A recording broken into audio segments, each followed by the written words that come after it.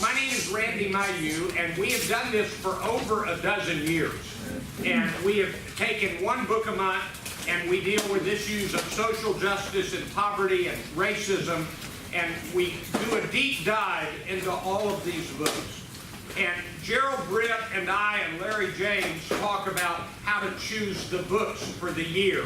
And we've got them all chosen all the way through December. It actually says at the bottom of the schedule, this can change, but I don't think we've ever actually changed it. So we always stick with it. And I feel like I've gotten an education. And I know about a man who is not able to come, but he gets the emails and he reads each book on his own, in full, and he says it has expanded his thinking. So I'm a fan of reading books. I like TED Talks, I like articles, but reading a book is a deeper dive than that. So how do I introduce this book? And for those of you who are here for the first time, and there are quite a few of you, we'll finish at about 1:20, give or take. I speak, and then we've got a guest, David Gruber, who's going to come and lead a discussion and have some follow-up comments. And he has much more personal insight into much of this than I do. So, there are 2 or 3 ways to introduce this. Number one, raise your hand if you read this back in college and you've forgotten it. Okay? I read it in my master's program at Pepperdine University decades ago. And my interest in it was rekindled when I was reading a book by Tim Ferriss. He's the 4-Hour Workweek guy, and he's got a podcast that has had 100 million downloads. And he asks his guests, what's the most influential book you've read? And multiple guests named Man's Search for Meaning by Viktor Frankl. And so I hadn't read it in decades. I was reading through the Tim Ferriss book, and I said, I think I'll tackle this again. And so it was different tackling it as an adult. And, you know, I was an adult in my master's program, but barely, and not much of one. So anyway, I did that. And then there are people who ask, you know, what's the most important book you've ever read? And my answer is always exactly the same: The Illustrated History of Professional Wrestling. But then after saying that, I say it's a real close contest between The Grapes of Wrath by John Steinbeck, which I have also presented in this room in an earlier year, and this book, Man's Search for Meaning by Viktor Frankl. And so I feel like I'm on sacred ground presenting this book. I mean, every book we do in here is substantive and significant, but this is especially sacred. And if you don't know the bare bones story, Viktor Frankl went into 4 different death camps, including the most famous of all, Auschwitz. And he went in with his wife, who did not survive, and other family members who did not survive. And he went in, and I'm getting ahead of the story a little, with a manuscript on logotherapy, a new approach to therapy. It's considered kind of the 3rd most important arm of therapy that came out of all of those decades. And he came in with that manuscript, and it was his life's work. And of course, the Nazis took everything away. And so one of the things he said was, I had to survive the camps in order to recreate my manuscript. And so that was literally one of the things that kept him going. I always think back to a scene in the movie Chariots of Fire when I think about anything related to the Holocaust. If you remember that movie, there's a man named Abrams who won the 100-meter dash in the Olympics many decades ago. And he was out on a date with an opera star, beautiful woman, and he says, I have to win when I race. And she said, surely that wouldn't matter. Why do you have to win? He says, because I'm Jewish. And she said, surely that couldn't matter. And he said, you've never been Jewish. And I've never forgotten that line. And when I do all of the books that I do here, I mean, I am a white male. This is not a good month or year to be a white male. But I am a white male, and I do not know what it's like to be black. I do not know what it's like to be Muslim. I do not know what it's like to be Jewish. I do not know what it's like to be female. I had a little incident early this morning that reminded me of the white male privilege. Somebody was very referential, gave deference to me in a setting that I know they wouldn't give to somebody else. And so I feel utterly incapable of doing justice to this book. I did reread every word of it when I prepared the handout, and we've got a lot to talk about. I think I want to start with a few of the key quotes. So turn to page 2, and I did present this for my company First Friday Book Synopsis at a lunch meeting a while back, and that's why it's in this format. And so here we go. Why is this book worth our time? Number one, this book has stood the test of time as a 20th century classic. In other words, it's one of those books we should have all read by now. And I can't tell you how many people have said to me in the last month, knowing that I was going to present it, oh, I've been intending to read that book, and I never have. Number two, this book deals with two great human questions, issues, and challenges. Circle these two words: meaning and suffering. These are universal and timeless subjects to explore. Number three, this book has the rare combination of great personal human experience along with great training and expertise. This is a book written by a man who survived the death camps, barely, as everybody did, and it is a man who had psychiatric training. So he was a trained observer and a participant. It kind of reminds me, if any of you have ever dealt with the subject of depression. One of the great books on depression is called The Noonday Demon by Andrew Solomon. And he is a man who suffers from depression, and he is a renowned journalist. And so he wrote this book as a journalist who suffers from depression. Well, this is a Jewish man who survived the death camps and understood human nature as a psychiatrist. Okay, I'm going to read a number of quotes, but I want to begin with what I think are the two big ones. We're going to jump around a little. Turn to page 3 to quote number 22. And these are word for word out of the book. Okay. The truth. Good luck. Is it different page number? Four. Page 3 should be. That could be off. Page 4. Sorry. My apologies. All right, page 4, quote number 22. The truth that love is the ultimate and the highest goal to which man can aspire. Then I grasped the meaning of the greatest secret that human poetry and human thought and belief have to impart. The salvation of man is through love and in love. I understood how a man who has nothing left in this world still may know bliss, be it only for a brief moment, in the contemplation of his beloved. He wrote that contemplating his wife, who was not anywhere near him, and he did not know if she was still alive.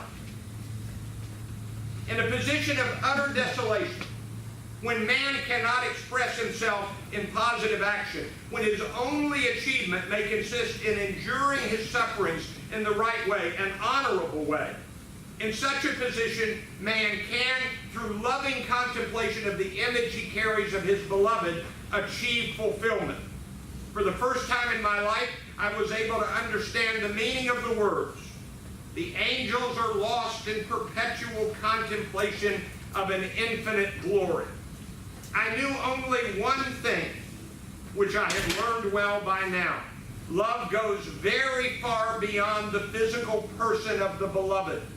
It finds its deepest meaning in his spiritual being, his inner self. Whether or not he is actually present, whether or not he is still alive at all, ceases somehow to be of importance. So, love sustained him. His love of his beloved, who at that moment he did not know if she was alive or dead, and he never saw her again alive. Turn to number 29 on page 5. We who lived in concentration camps can remember the men who walked through the huts comforting others, giving away their last piece of bread. They may have been few in number, but they offer sufficient proof that everything can be taken from a man but one thing. And this is the quote of the book that is quoted through the years.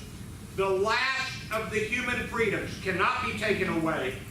To choose one's attitude in any given set of circumstances, to choose one's own way. Now put 50 stars beside that quote. That's the quote of the book, and that's the quote that Viktor Frankl is most famous for. Number 30. And there were always choices to make. Every day, every hour offered the opportunity to make a decision. A decision which determined whether you would or would not submit to those powers which threatened to rob you of your very self, your inner freedom, which determined whether or not you would become the plaything of circumstance, renouncing freedom and dignity to become molded into the form of the typical inmate. In the final analysis, it becomes clear that the sort of person the prisoner became was the result of an inner decision, and not the result of camp influences alone. Fundamentally, therefore, any man can, under any such circumstance, decide what shall become of him mentally and spiritually. And number 31, if there is a meaning in life at all, then there must be a meaning in suffering. Suffering is an ineradicable part of life, even as fate and death. Without suffering and death, human life cannot be complete. So, let me pause here and say that one of the reasons, dare I use the phrase, you really ought to read this book, is that it is pretty impossible to read this book and then use flippant language like, oh, we're suffering because the Cowboys haven't won a Super Bowl. That's not suffering. This past weekend, we had our grandson one night. He's 13 and a half months old. And I'm going to confess to you that by the time I finally fell into bed, I was a little sorry for myself. I was exhausted. And yet, that wasn't suffering. You read this book and you begin to ask, have you ever suffered? And the answer is some of us have. But you can't use the word flippantly and shallowly any longer after you read a book like this. It's a serious thing. Okay, we're going to do a lot more reading of quotes before I get to the other stuff. Turn now to back to page 2. And I think I'll be correct on the numbers here. All right. Number 1. This is, by the way, from the foreword by Rabbi Harold Kushner, the version of the book with the foreword by Rabbi Kushner. Viktor Frankl's Man's Search for Meaning is one of the great books of our time. It is, first of all, a book about survival. That's worth circling because it really is a book about survival.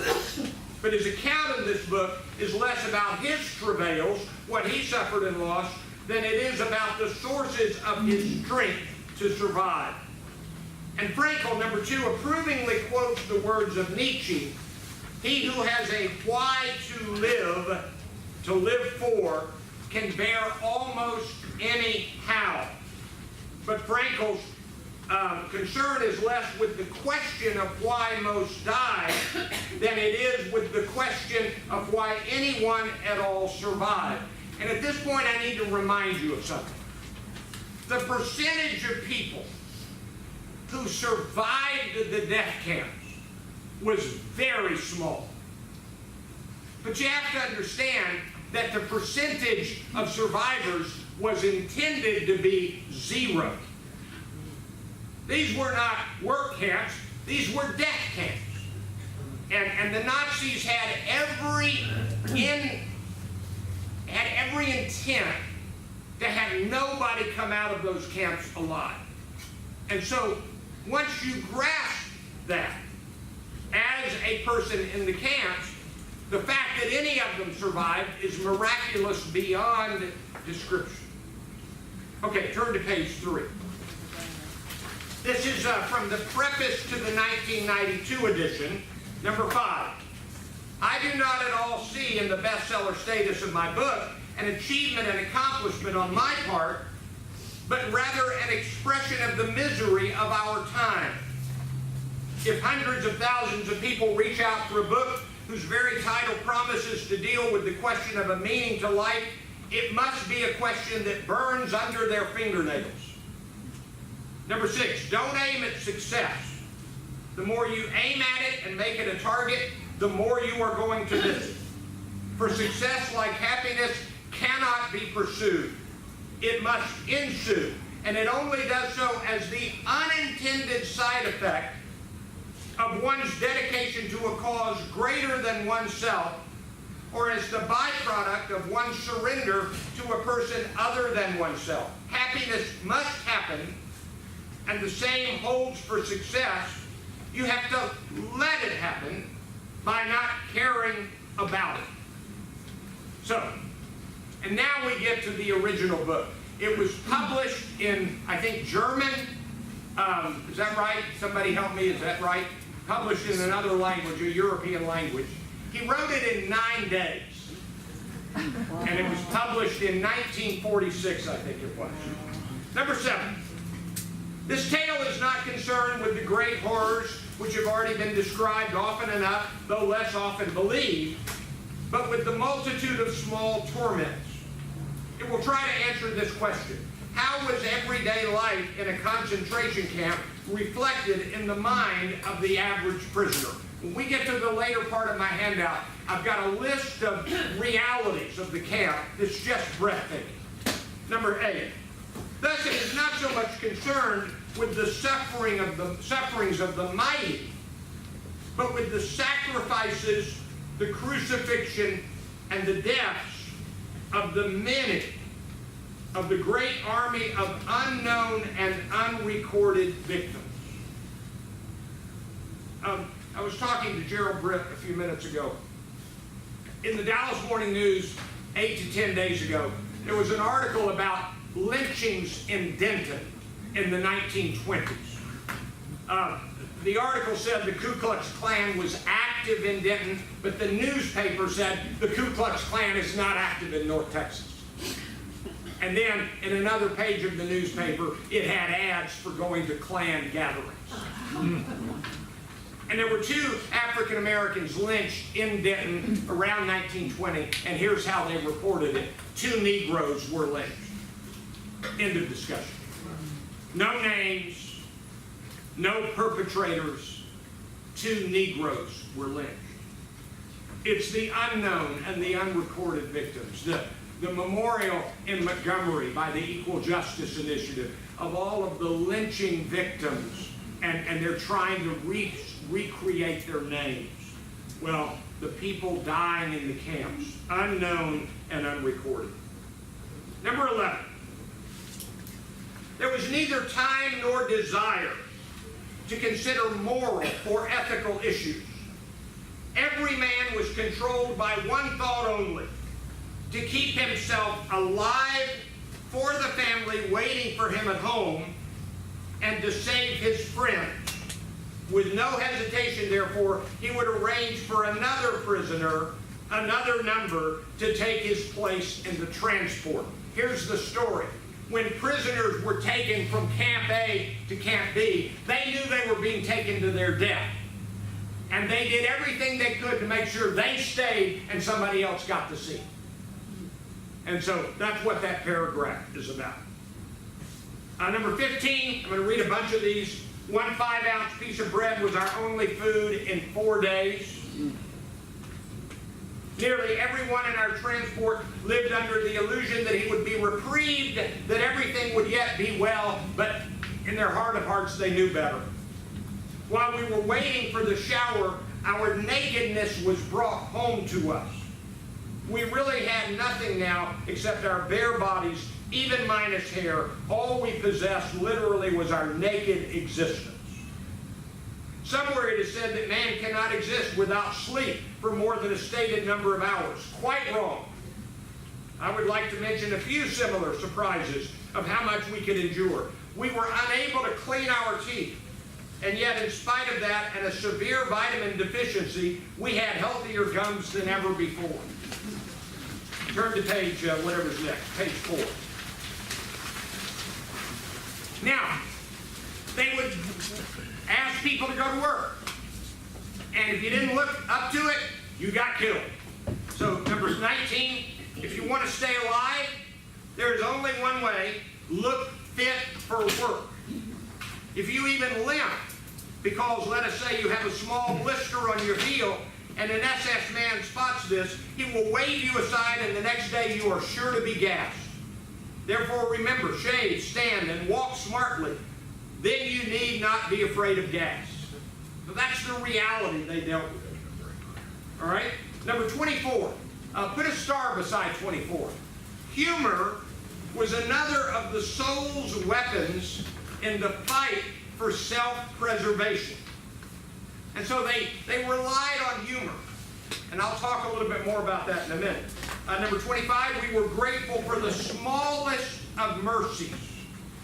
Turn the page.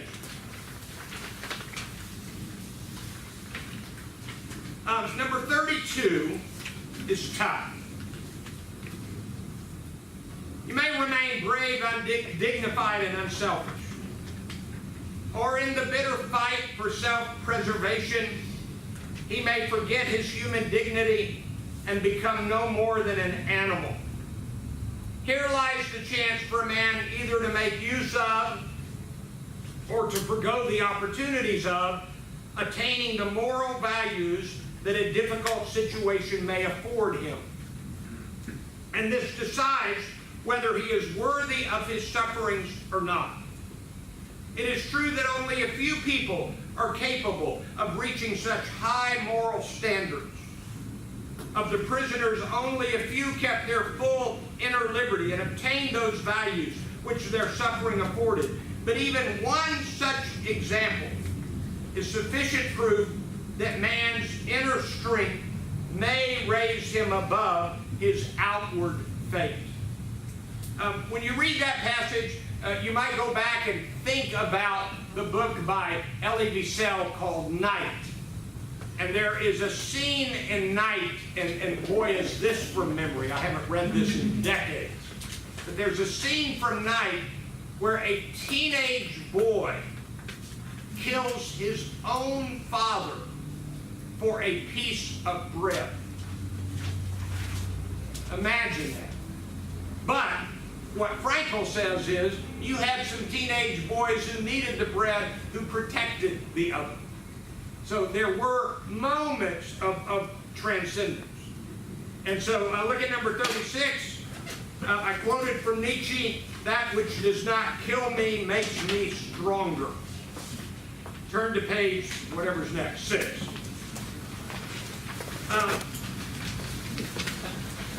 You now have a section in the book that introduces logotherapy, and I'm just going to read a couple of these quotes. Number 43, logotherapy focuses on the future.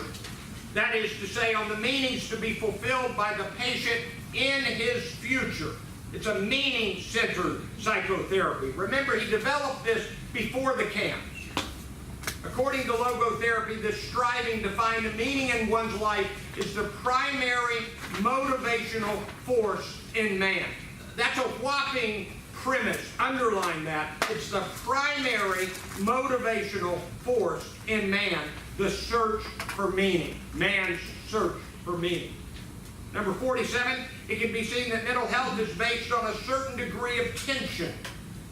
The tension between what one has already achieved and what one still ought to accomplish, or the gap between what one is and what one should become.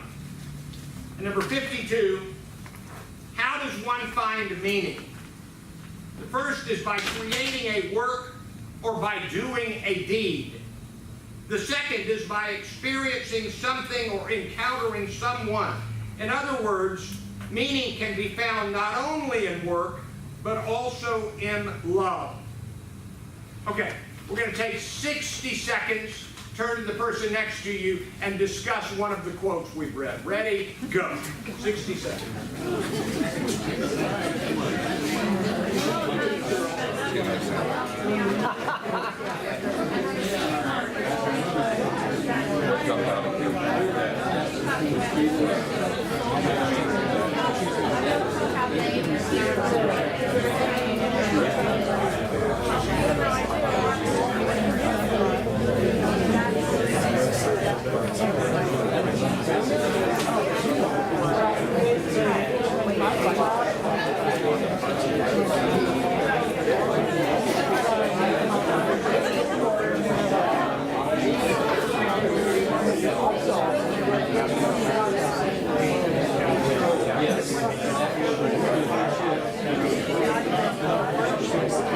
Okay, let's begin to look back up here now.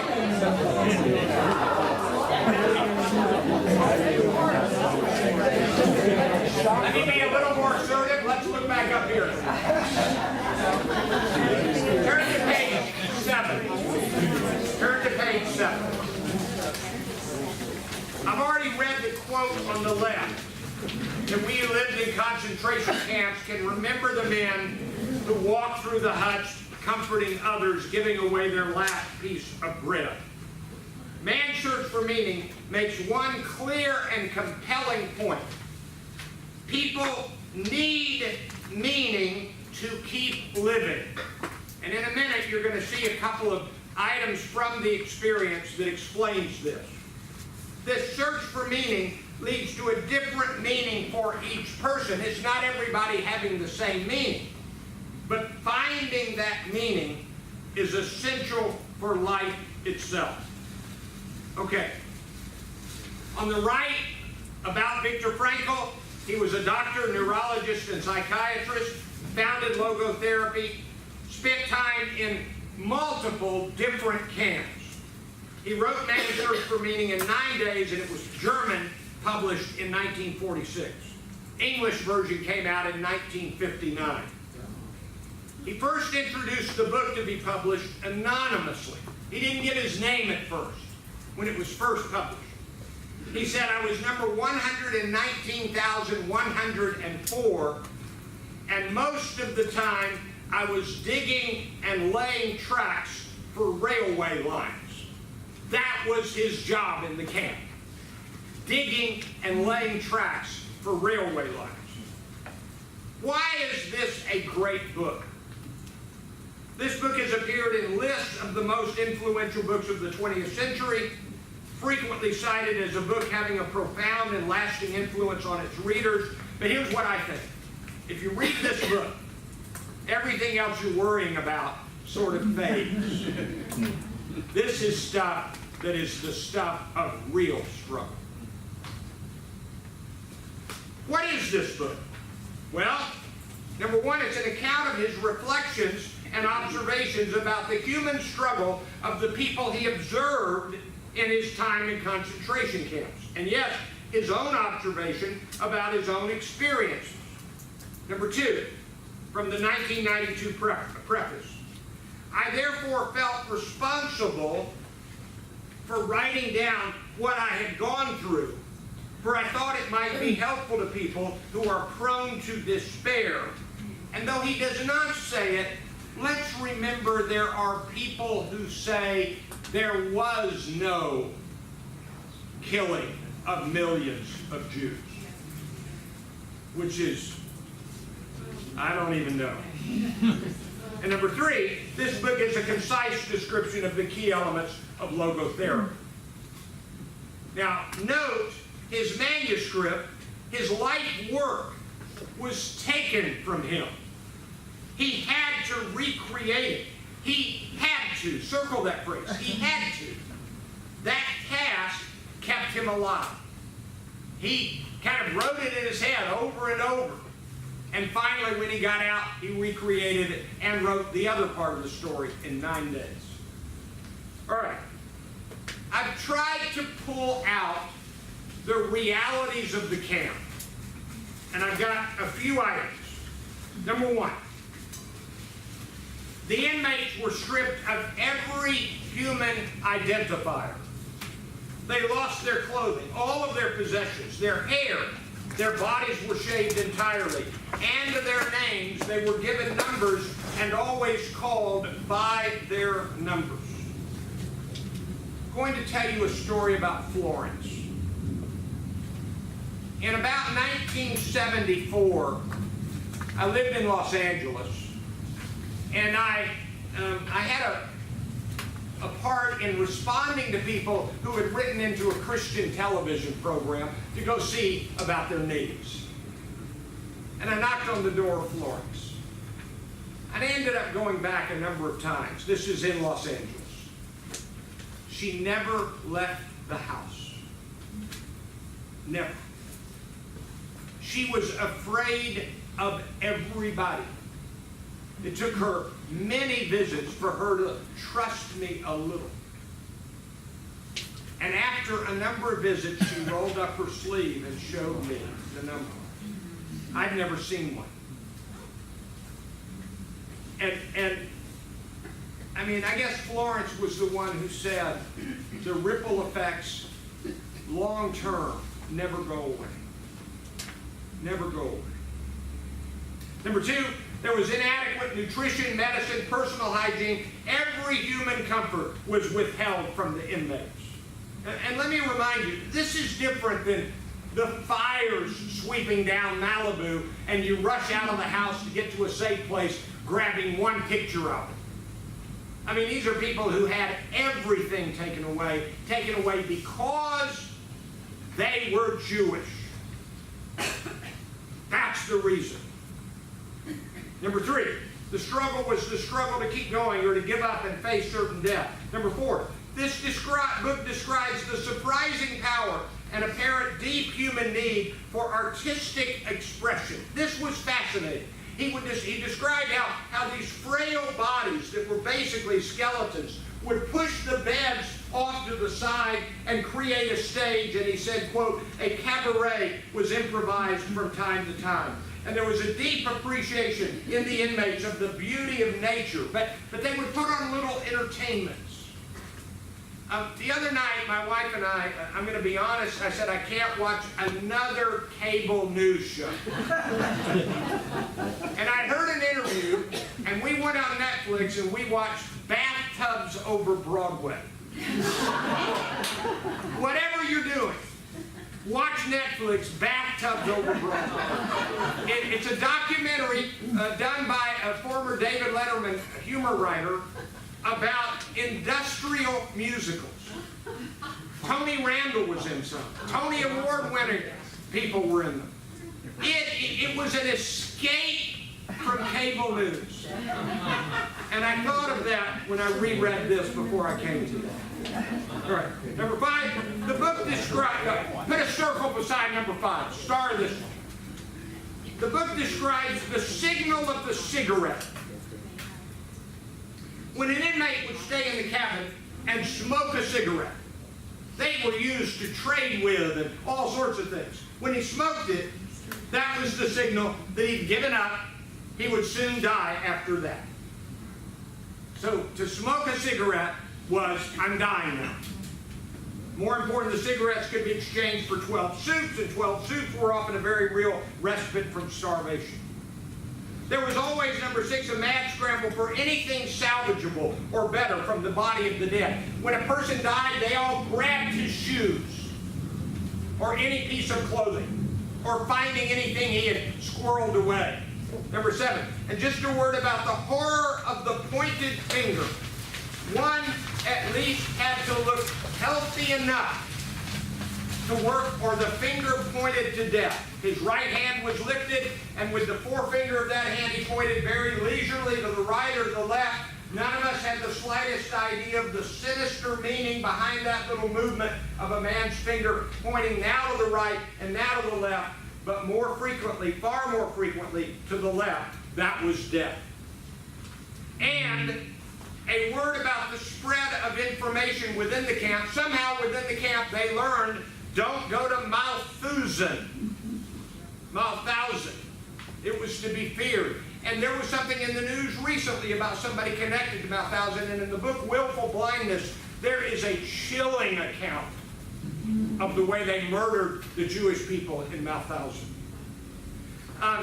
Inmates discussed food endlessly, inmates discussed politics, and discussed and practiced religion. Are people good or evil, swine or saints? After all, man is that being who invented the gas chambers of Auschwitz. However, he's also that being who entered those gas chambers upright when the Lord's Prayer or the Shema Yisrael on his lips. There were good guards and bad guards, but there was a resignation to circumstances. But yes, there were traces of humanity even among the worst moments. All right, put a box around this. The primary message of the book. Number 1, one must discover meaning to keep living. The will to meaning instead of the will to pleasure and instead of the will to power.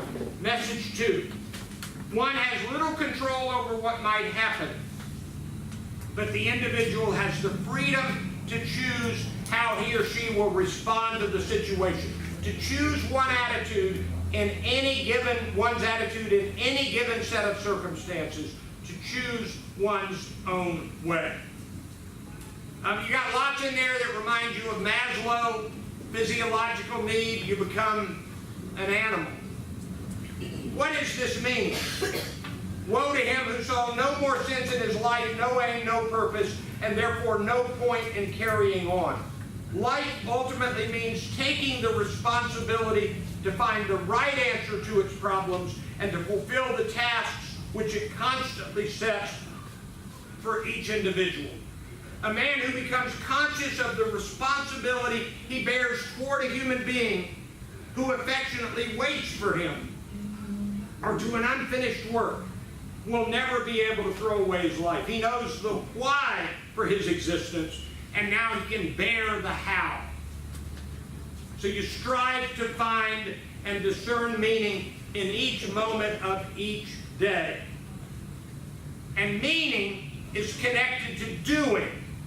What will I do to live life with meaning?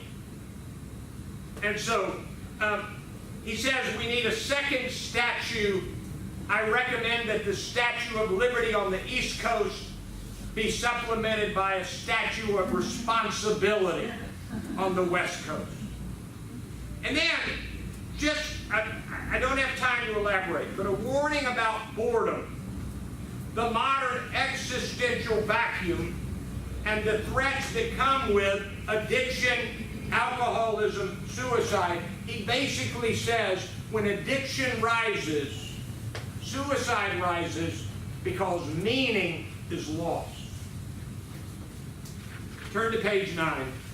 6 lessons and takeaways. Number 1, be prepared for suffering. It will come.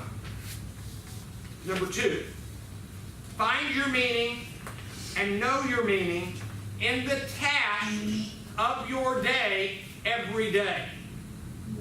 Number 3, cultivate an inner life so that it will be strong and ready when it is needed.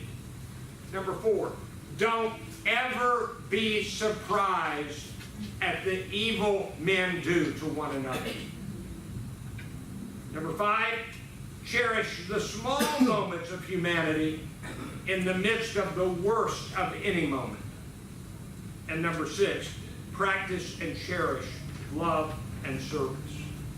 Man's Search for Meaning, I think the best book I've ever read. I hope you found it useful. Thank you.